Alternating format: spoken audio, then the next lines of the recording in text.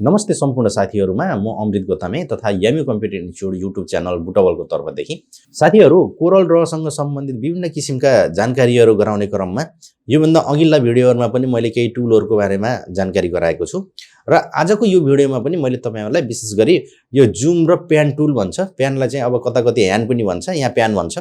यी दुईटा टुलहरुको बारेमा चाहिँ राम्रोसँग जानकारी गराउने छु र टुललाई डाइरेक्ट हामीले क्लिक गरेर पनि हामीले यसको युज गर्न सक्छौं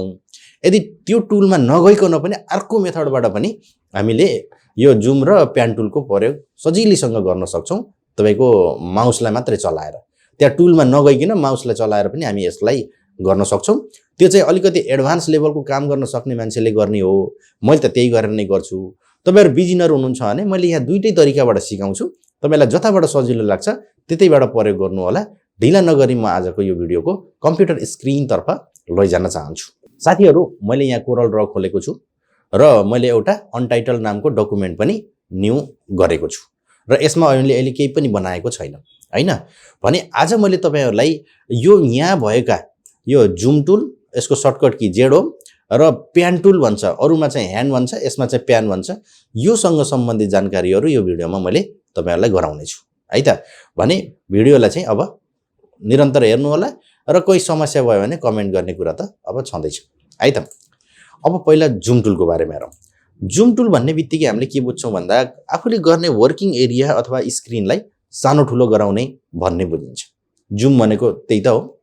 अनि यसमा जुम इन र जुम आउट गरेर दुई किसिमका हुन्छ जुम इनले ठुलो बनाउने काम गर्छ जुम आउटले सानो बनाउने काम गर्छ भनी अब त्यो हामीले काम गर्दै जाँदा जस्तो मानौ मैले यहाँ एउटा कुनै पिक्चर इम्पोर्ट गरेर ल्याएँ हैन मैले यसरी चाहिँ यहाँ गएर यसरी एउटा पिक्चर मैले इम्पोर्ट गरेर ल्याएँ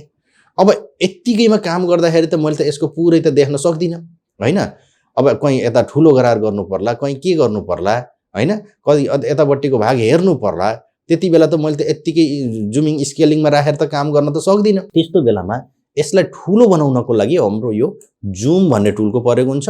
यो जब जुम टुललाई हामीले यहाँ क्लिक गर्छौं यहाँ माथिपट्टि पोरपट्टि बारमा विभिन्न अरु अप्सनहरु पनि देखिन्छन् यतापट्टि अहिले हाम्रो कति पर्सेन्टेजको जुम छ भन्ने कुरा पनि हाम्रो यहाँबाट हेर्न सकिन्छ आवश्यकता अनुसार तपाईले हो यो एरो क्लिक गरेर यहाँबाट पनि गर्न सक्नुहुन्छ यहाँबाट गर्दाखेरि तपाईहरुलाई अब भने अनुसारको आफुलाई अनुकूल नहुन सक्छ त्यस्तो बेलामा चाहिँ फेरि हामीले यतापट्टिका टुलहरु पनि प्रयोग गर्न सकिन्छ अब यो जुम टुल ल्याइसकेपछि अहिले हाम्रो यो इनेबल छ है अब यहाँ क्लिक गर्दियौ त यो ठुलो हुन्छ अनि कहाँनेर गएर ठुलो हुन्छ भन्दाखेरि जानेर तपाईले गएर क्लिक गर्नुहुन्छ त्यसैलाई उले यो एंकर पोइन्ट मानेर त्यहीबाट उले जुम गर्न सुरु गर्छ है यसरी ठुलो गर्दै गएको छ नि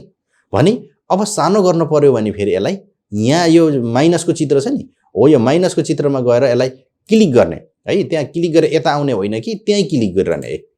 जुम ल्याएपछि अटोमेटिक जुम इनेबल भयो यसरी ठुलो हुँदै जान्छ र सानो बनाउन पर्यो भने फेरि यहाँ गएर यो माइनस छ नि हो यो माइनसलाई क्लिक गरेपछि यो सानो हुन्छ यसरी चाहिँ हामीले जुम आउट र जुम इन गर्छौं इन भनेको ठुलो हो आउट भनेको सानो है यो राम्रोसँग ख्याल गर्नु होला यसरी हामीले सानो ठुलो गर्न सक्छौं अनि त्यसपछि यतापट्टिका अरु पनि छन् हेर्नुस् त हो यहाँनेर के भनेको छ जुम टु सिलेक्टेड भनेको छ सिलेक्टेड भने के हो हामीले यहाँबाट चाहे हामीले पिक टुल लिगौं चाहे हामीले यहाँ गएर अब फ्री फर्म पिक ल्याउ जुनसुकै लेयर भयो भने यसलाई हामीले सिलेक्ट त गर्नु पर्यो सिलेक्ट गर्यो भने अब बल्ल त्यो हाइलाइट हुन्छ हेर्नुस् त અહીં हाइलाइट थिएन अब हाइलाइट भयो जुम टु सिलेक्टेड भनेको सिलेक्ट गरेकोलाई मात्र जुम गर्ने भनेको जस्तो कि मैले यहाँ हो यो पनि बनाएको छु अनि यहाँ गएर मैले यसरी केही लेखेको पनि छु हैन अनि त्यसपछि यहाँ गएर कुनै एउटा अब्जेक्ट पनि बनाएको छु र यिनी मध्ये मैले सिलेक्ट चाहिँ के गरेको छु भन्दा यसलाई मात्रै गरेको छु यो त सिलेक्ट भएको छैन नि भनी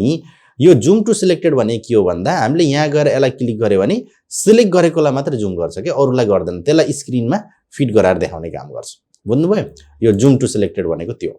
अनि यतापट्टि फेरि अर्को छ जुम टु अल अब्जेक्ट अल भने के हो सबै हो यहाँ भएका सबै अब्जेक्टलाई जुम गर्ने हो यहाँ क्लिक गर्यो भने यो स्क्रिनमा ट्याक्क के भयो यहाँ भएका जति फिट भयो उदाहरणको लागि हामीले यतापट्टि लएर राखेका थियौं र अब हाम्रो जुम चाहिँ यो छ यदि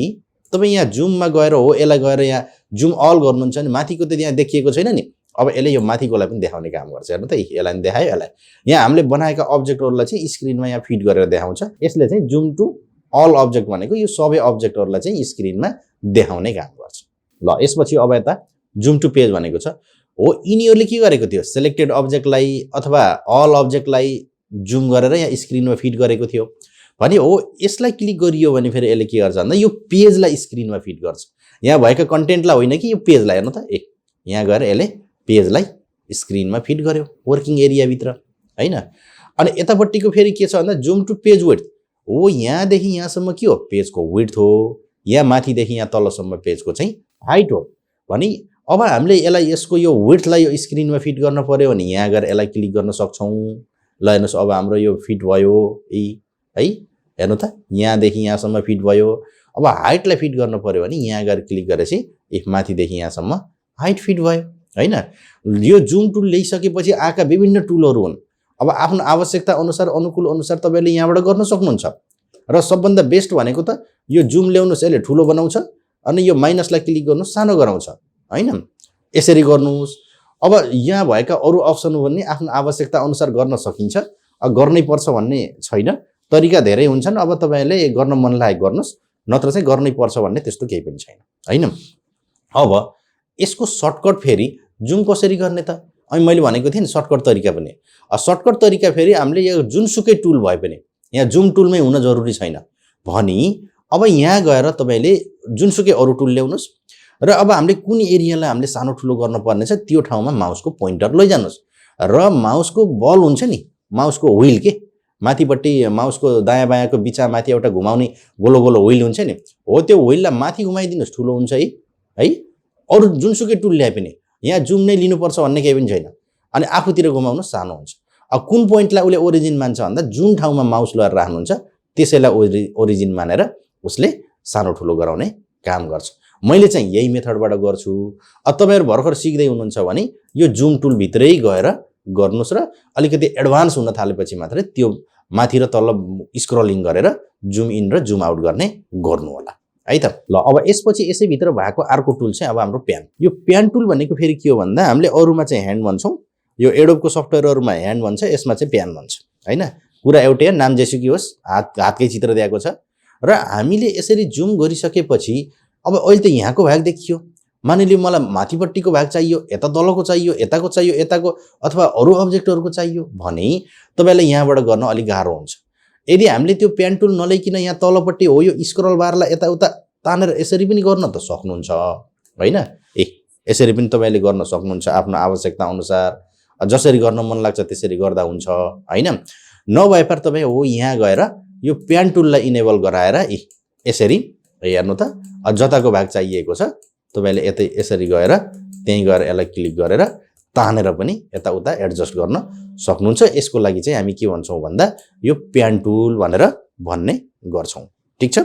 बुझ्नुहुन्छ ल अनि त्यसपछि अब यो प्यान टुलको ठाउँमा हामीले जुम चाहिँ जसरी अहिले हामीले माउसको स्क्रोलिङलाई यताउता गरेका थियौ नि हो त्यस्तै गरेर यो प्यानको काम पनि हामीले त्यही स्क्रोलिङबाटै एडजस्ट गर्न सक्छौं त्यसको लागि हामीले यो प्यान टुल सिलेक्ट नगरे पनि केही फरक पर्दैन है अब अरु जुनसुकै टुल होस् तर टेक्स्ट टुल चाहिँ नल्याउनु होला टेक्स्ट टुलले चाहिँ डिस्टर्ब गर्न सक्छ अरु जुनसुकै टुल होस् त्यसैले मतलब भएन माउसको बल माथि घुमाउनुस् ठुलो हुन्छ तल घुमाउनुस् सानो हुन्छ अब मानिलियौ अब यो भागलाई मलाई यहाँ ल्याउनु पर्ने छ हेर्नुस् है यो स्टार छ नि यो स्टारलाई मैले यहाँ ल्याउनु पर्ने छ भने पहिला यो स्टारमा जानुस् बुझ्नुभयो हो यहाँ पहिला स्टारमा माउसको पोइन्टर लगाएर सानो गराउनुस् त्यसपछि फेरि अब हामीले यतातिर आउनुस् यतातिर आएर यसलाई सानो गराउनुस् यतातिर आएर सानो गराएपछि के भयो यो स्टार बिचतिर आयो यो स्टारमा लगाएर माउसको बललाई माथि घुमाउनुस् यो चाहिँ अलि गाह्रो कुरा छ त्यति सजिलैसँग जोतोले गर्न सक्दैन हैन यो बिचा आयो नि हैन तर अब राम्रोसँग प्र्याक्टिस गर्ने हो भने त सकिन्छ यो अप्सन चाहिँ यो सिभिल इन्जिनियरहरुले यो अटोक्याड भन्ने सफ्टवेयर चलाउनेहरुलाई पनि यो राम्रोसँग थाहा हुन सक्छ र तपाईले चाहिँ अटोक्याडतिर त जान परेन कोरल ड्रकै कुरा हो यसको माथिपट्टि माउसको पोइन्टर लगेर जहाँको भागलाई अब हामीले यताउता ल्याउन छ त्यही माउसको पोइन्टर राखेर यो स्क्रोलिङ गर्दाखेरि पनि यसलाई दायाँ बायाँ यसरी एडजस्ट गर्न सकिन्छ जुन ठाउँमा तपाईले माउसको पोइन्टर राख्नु भएको छ त्यसैलाई नै ओरिजिन मानेर उले गर्ने गर्छ हेर्नु त जताको चाहियो त्यतैको र अहिले भर्खर तपाईहरु अब बिगिनर हुनुहुन्छ भने तपाईले यस्तो दुख नगर्नुस् सबभन्दा राम्रो यो प्यान टुल ल्याउनुस् प्यान टुल लिएर यसलाई यता तानेर गर्दा पनि हुन्छ नभए पनि यहाँ तलपट्टि यो होरिजन्टल स्क्रोल बार छ यसले दायाँ बायाँ गर्ने अनि यता माथिपट्टि फेरि तलमाथि गर्ने भर्टिकल स्क्रोल बार छ जताबाट गर्न मन लाग्छ त्यताबाट तपाईले